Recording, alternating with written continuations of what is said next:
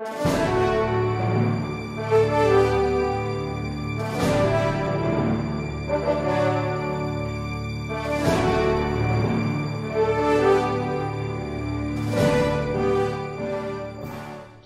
sir.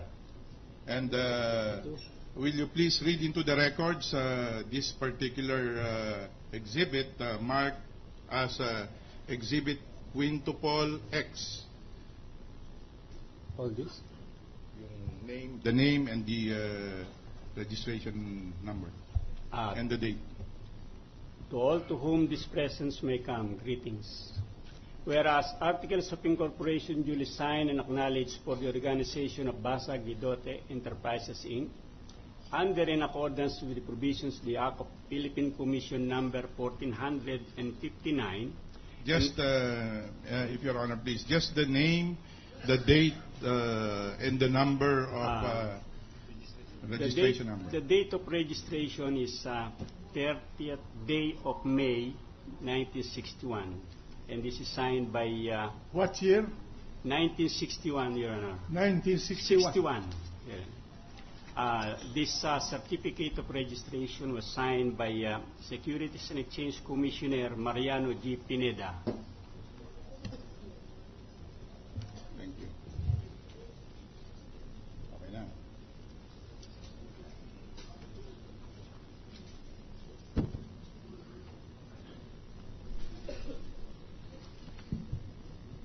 Now, you are also required, Mr. Witness, to bring with you, pursuant to the subpoena,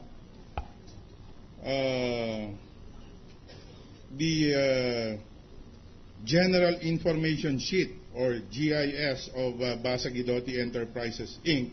for the years 2000 to 2010. Did you also bring this with you? We did not receive those reports. Will you amplify that point, Mr. Witness? Since we have no reports or general informations and financial statement as you requested, I just prepared a certificate of non-filing if this court will accept. What reports were requested? The reports, Your Honor, covering the general information sheet, covering the periods 2000 up to year 2010, Your Honor. All right.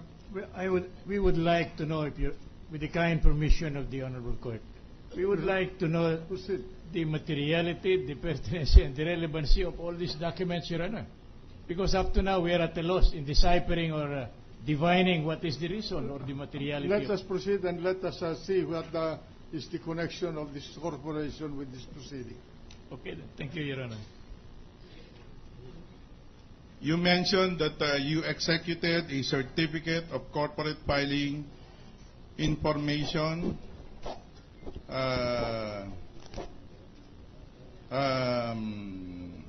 Mr. Witness, what is the relation of this document to the document you mentioned? Just to prove that we did not receive any documents, meaning those reports you requested. Meaning as the certificate, the general information sheet for the years 2000 to 2010 are what, yeah. Mr. Witness? May I read this? Yes, please.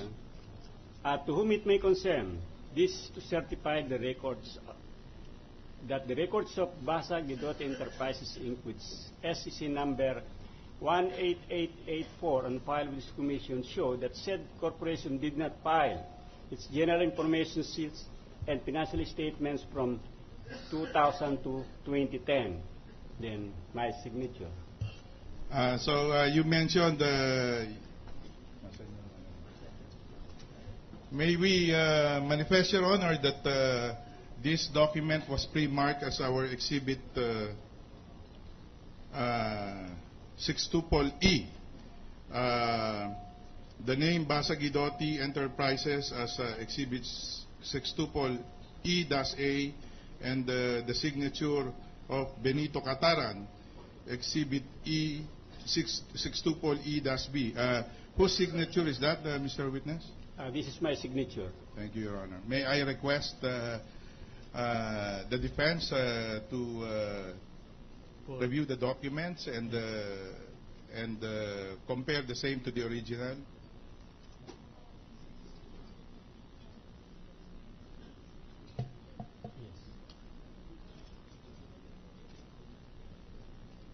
Okay. If the purpose is substitution, Your Honor, we have no objection. It's not objected to, so proceed, Counsel. Now, Mr. Witness,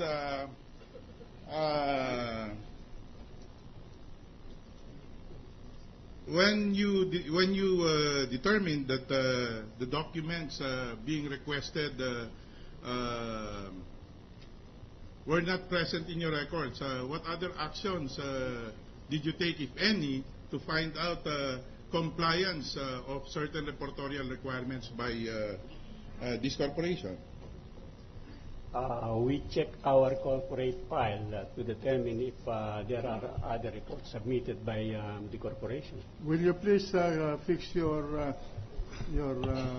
I check on the corporate file to check if there are other reports submitted by the corporation other than those requested. And what did you find out, Mr. Witness?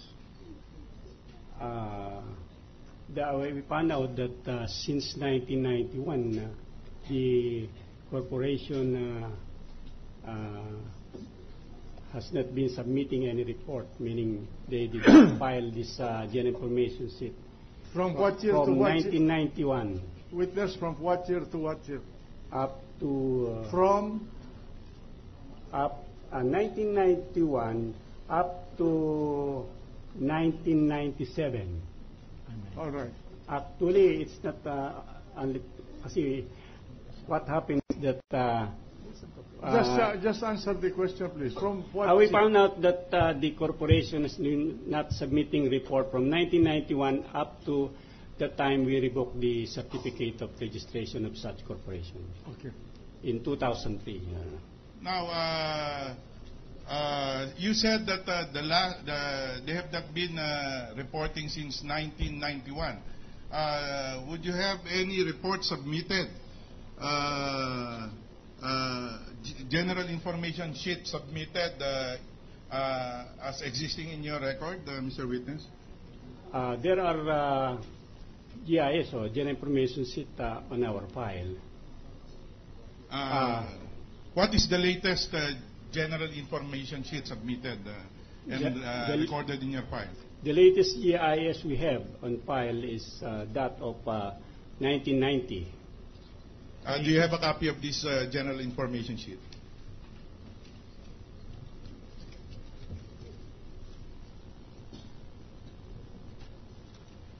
Witness handed to me a copy of the general information sheet as of July 16, 1990 of Basa Guidotti Enterprises, Inc., which, may I manifest for the record, Your Honor, has been marked as Exhibit Quintuple Y. The names of the directors and trustees thereof as Trustees? yes, Your Honor. This is what is appears in the document, Your All Honor. right, go ahead. Yes,